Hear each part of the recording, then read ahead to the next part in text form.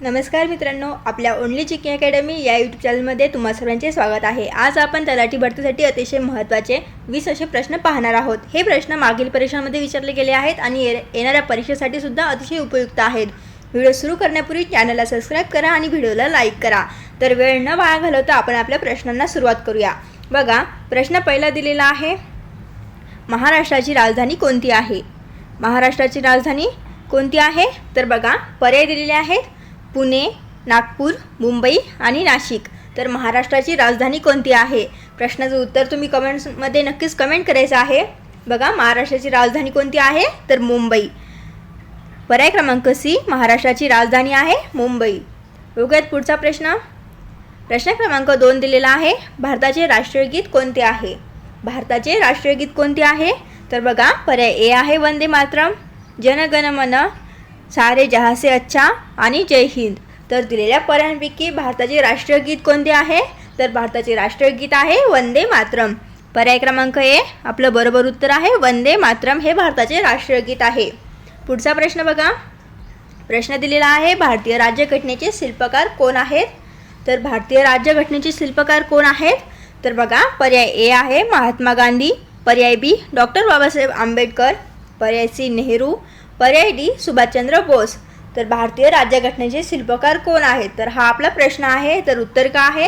बघा, बरोबर उत्तर आहे, भारतीय राज्यघटनेचे शिल्पकार आहेत डॉक्टर बाबासाहेब आंबेडकर। पर्याय क्रमांक सी बी, पर्याय क्रमांक बी डॉक्टर बाबासाहेब आंबेडकर हे भारतीय राज्यघटनेचे शिल्पकार आहेत। पुढचा प्रश्न बघूयात। प्रश्न 4 दिलेला आहे, महाराष्ट्र दिन कधी साजरा केला जातो? बघा, अतिशय सोपे प्रश्न हे परीक्षेमध्ये विचारले जातात। महाराष्ट्र दिन कधी साजरा केला जातो? तर पर्याय ए आहे 15 ऑगस्ट, पर्याय बी 26 जानेवारी, पर्याय सी 1 मे, पर्याय डी आहे 2 ऑक्टोबर। तर उत्तर काय आहे? उत्तर आहे 1 मे। पर्याय क्रमांक सी, महाराष्ट्र दिन कधी साजरा केला जातो? तर 1 मे या रोजी महाराष्ट्र दिन साजरा केला जातो। पुढचा प्रश्न बघा, प्रश्न आहे, भारताचा राष्ट्रीय प्राणी कोणता? भारताचा राष्ट्रीय प्राणी कोणता?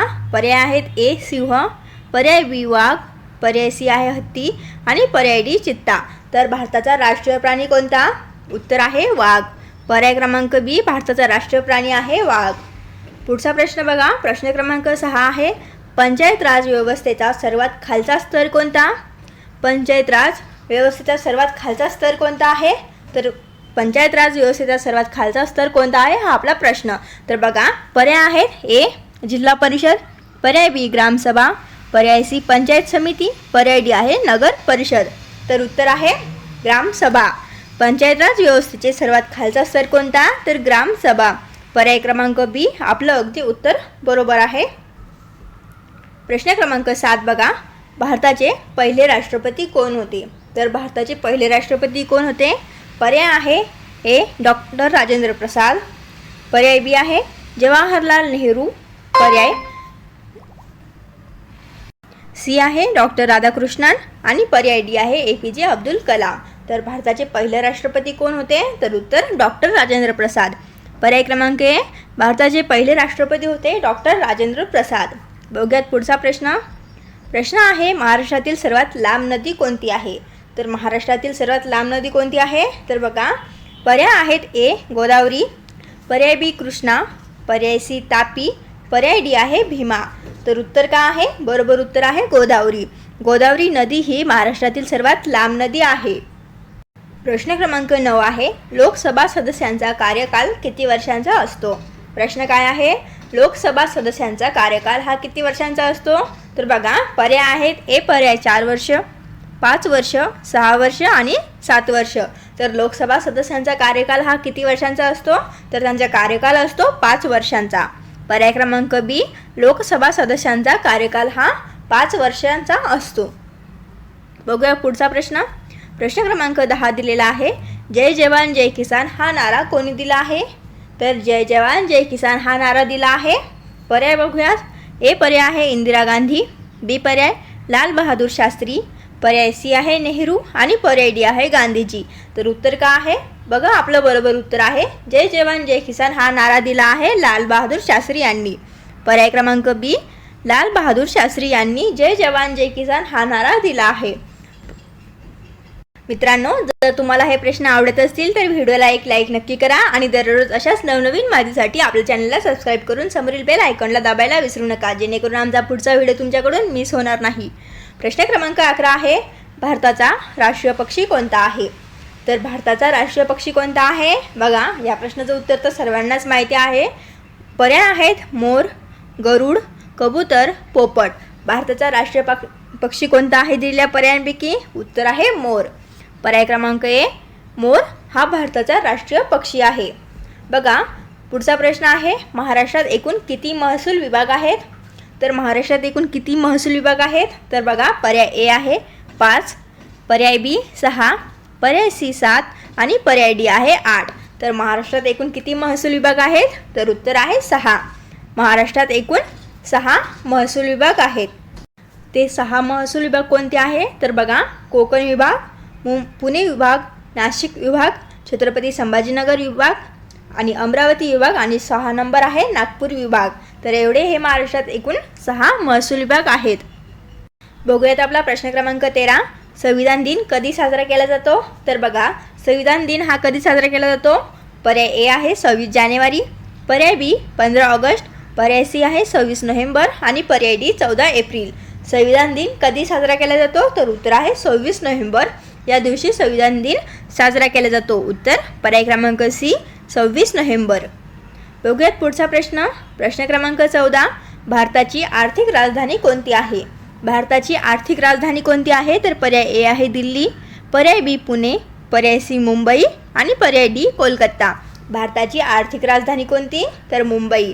पर्याय क्रमांक सी उत्तर आहे मुंबई. भारताची आर्थिक राजधानी मुंबई ही आहे. बघूया प्रश्न क्रमांक 15, महाराष्ट्रातील संत्रानगरी कोणते शहर आहे? महाराष्ट्राची संत्रानगरी म्हणून कोणते शहर ओळखले जाते? तर बघा, पर्याय आहेत ए औरंगाबाद, पर्याय बी नागपूर, पर्याय सी नाशिक आणि पर्याय डी आहे अमरावती. तर उत्तर आहे पर्याय क्रमांक बी नागपूर. महाराष्ट्राची संत्रानगरी म्हणून ओळखले जाणारे शहर आहे नागपूर.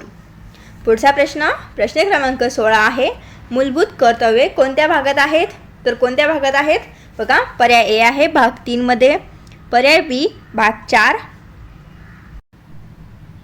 पर्याय क्रमांक सी आहे भाग 51A, पर्याय डी भाग 5. तर उत्तर काय आहे आपलं? पर्याय क्रमांक सी भाग 51A. उत्तर आहे भाग 51A मध्ये मूलभूत कर्तव्ये हे आहेत.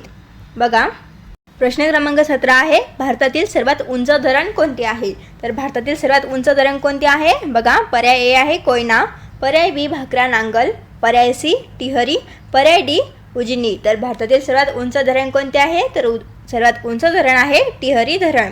पर्याय क्रमांक सी भारतातील सर्वात उंच धरण आहे टिहरी धरण. बघूयात प्रश्न क्रमांक 18, महाराष्ट्रातील सर्वात मोठा जिल्हा कोणता आहे? तर महाराष्ट्रातील सर्वात मोठा जिल्हा कोणता? तर पर्याय ए आहे पुणे, पर्याय बी अहमदनगर, पर्याय सी नाशिक आणि पर्याय डी आहे नागपूर. महाराष्ट्रातील सर्वात मोठा जिल्हा आहे अहमदनगर. पर्याय क्रमांक बी महाराष्ट्रातील सर्वात मोठा जिल्हा अहमदनगर जिल्हा हा आहे. पुढचा प्रश्न बघा, प्रश्न आहे, भारतीय राज्यघटना कधी लागू झाली? तर भारतीय राज्यघटना ही कधी लागू झाली? पर्याय आहेत 15 ऑगस्ट 1947, पर्याय बी 26 जानेवारी 1950, पर्याय सी 26 नोव्हेंबर 1949 आणि पर्याय डी 1 मे 1960. भारतीय राज्यघटना ही कधी लागू झाली? तर 26 जानेवारी 1950 रोजी भारतीय राज्यघटना ही लागू झाली. बघूयात शेवटचा प्रश्न दिलेला आहे, लोकमान्य ही पदवी कोणाला देण्यात आली आहे? लोकमान्य ही पदवी कोणाला देण्यात आली आहे? तर पर्याय ए आहे महात्मा गांधी, पर्याय बी बाळ गंगाधर टिळक, पर्याय सी गोपाल कृष्ण गोखले, पर्याय डी विनोबा भावे. लोकमान्य ही पदवी कोणाला देण्यात आली आहे? तर उत्तर आहे बाळ गंगाधर टिळक. पर्याय क्रमांक बी उत्तर आहे बाळ गंगाधर टिळक. लोकमान्य ही पदवी बाळ गंगाधर टिळक यांना देण्यात आली होती. तर हे होते आजचे महत्त्वाचे प्रश्न. यातील किती प्रश्नांची उत्तरे तुम्हाला माहिती होती ते कमेंटमध्ये नक्की सांगा. व्हिडिओ आवडला असेल आपल्या मित्रांसोबत शेअर करा. भेटूया पुढच्या व्हिडिओमध्ये. तोपर्यंत पाहत राहा ओनली जीके अकॅडमी.